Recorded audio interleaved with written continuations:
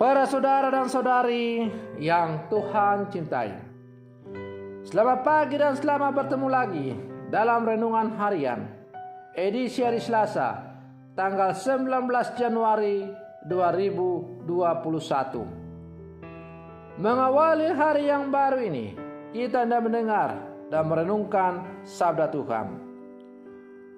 Marilah sebelum kita mendengar dan merenungkan sabda Tuhan, kita berdoa. Dalam nama Bapa dan Putra dan Roh Kudus.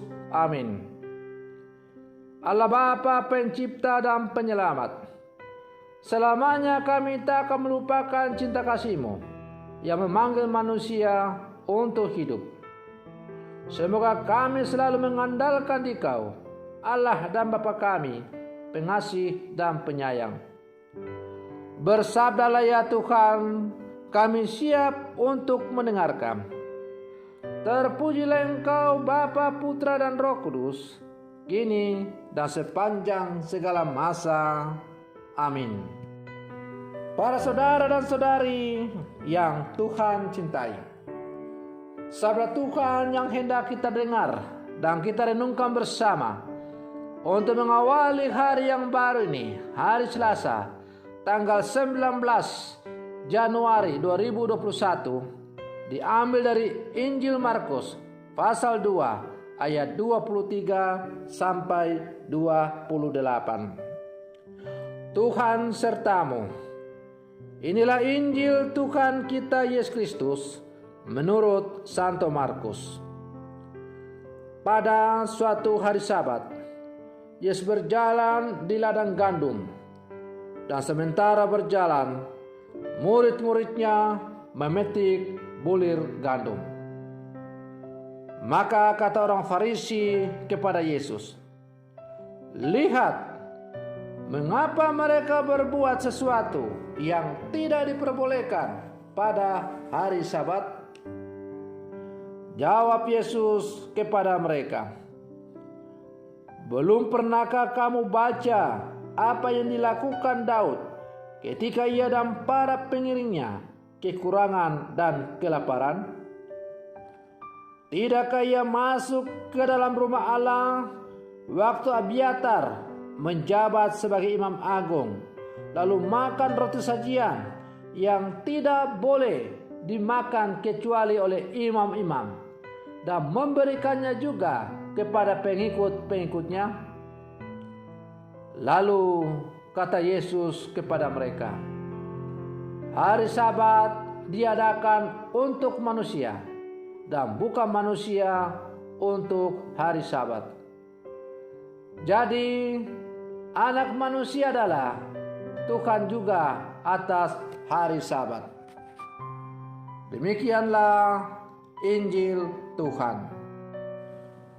Para saudara dan saudari yang Tuhan cintai, untuk menata kehidupan kita bersama dan supaya kehidupan bersama itu bisa berjalan dengan baik, maka peraturan dan hukum diperlukan. Dan peraturan dan hukum yang ada itu juga harus kita taati supaya kehidupan bersama kita bisa berjalan dengan baik dan harmonis. Tetapi haruslah juga kita ingat bahwa peraturan dan hukum harus manusiawi. Ini berarti harus ada dispensasi karena alasan kemanusiaan. Maka manusia tetap berada di tempat pertama. Keselamatan umat beriman atau keselamatan jiwa-jiwa umat manusia adalah merupakan hukum yang tertinggi. Para saudara dan saudari yang Tuhan cintai, untuk mengkonkretkan permenungan saya ini, maka ambillah contoh. Bila mana kita sedang berkendaraan di jalan raya, maka ketika lampu merah menyala, wajib hukumnya semua kendaraan untuk berhenti.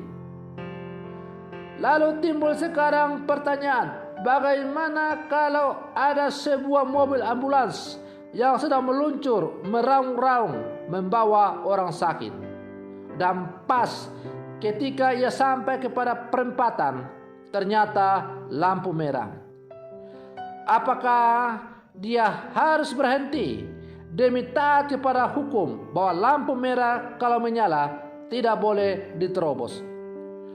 Ataukah karena alasan kemanusiaan demi keselamatan orang sakit yang dibawa dalam ambulans itu, ia diperbolehkan untuk menerobos lampu merah itu agar orang sakit itu bisa cepat tiba di rumah sakit dan mendapat pertolongan dengan baik. Para saudara dan saudari yang Tuhan cintai, menurut hemat saya, ambulans yang sedang membawa orang sakit dan ketika ia berpapasan dengan lampu merah, maka demi alasan kemanusiaan ia diperbolehkan untuk menerobos lampu merah itu. Demikian juga adalah hal yang lumrah dan demi alasan kemanusiaan, bila mana kita memberikan prioritas kepada ambulans yang sedang meraung-raung melaju dengan kencang untuk membawa orang sakit ke rumah sakit. Semuanya itu demi keselamatan jiwa dari orang yang berada di dalam ambulans yang sedang mau diantar ke rumah sakit itu. Atau bayangkanlah mobil pemadam kebakaran yang sedang meraung-raung melaju dengan kencang di jalan raya, karena dia harus menolong untuk memadamkan api di tempat kebakaran yang sedang berlangsung. Ia boleh juga diberi kebebasan untuk menerobos larangan-larangan lampu merah, dan dia juga boleh diperbolehkan untuk kita dahulukan supaya ia bisa tiba dengan tepat dan cepat di tempat kebakaran, sehingga kebakaran itu bisa cepat dipadamkan, dan dengan demikian bisa menyelamatkan banyak orang. Para saudara dan saudari yang Tuhan cintai, maka demi alasan kemanusiaan, hukum harus fleksibel, atau hukum bisa tidak berlaku hanya semata-mata demi alasan kemanusiaan itu. Karena itu Yesus mengecam kita dan mengajak kita supaya dalam kehidupan kita jangan sampai kita jatuh pada sikap legalisme, yaitu melebih-lebihkan hukum dalam kehidupan kita. Hukum bukanlah yang utama, tetapi yang utama adalah Allah itu sendiri. Maka hukum hanyalah merupakan sarana untuk mengantar kita bertemu dengan Dia yang tertinggi dari hukum itu, sumber dari segala sumber hukum, sumber dari segala sumber peraturan, ialah Allah itu sendiri. Maka setiap hukum dan peraturan haruslah membantu manusia untuk bertemu dengan Sang Penciptanya.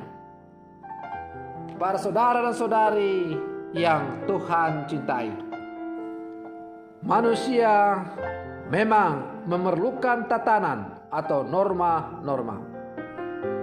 Hidup manusia akan aman dan teratur karena pelaksanaan norma-norma atau tatanan-tatanan atau hukum-hukum itu.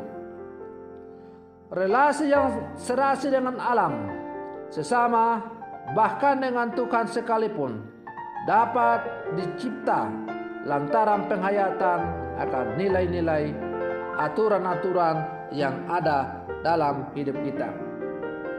Tapi sekarang muncul pertanyaan, haruskah manusia mengabdi pada aturan? Atau haruskah manusia menjadi budak dari aturan-aturan atau hukum-hukum yang dibuat oleh manusia itu? Memang ada kalanya manusia harus menaati aturan-aturan, Lebih-lebih jika aturan itu terkait keselamatan badan dan jiwa kita. Orang tidak bisa tawar-menawar dalam hal pelaksanaan alias wajib. Namun ada kalanya manusia juga perlu fleksibel dalam pelaksanaan aturan asal tujuan baik dan benar tidak diabaikan.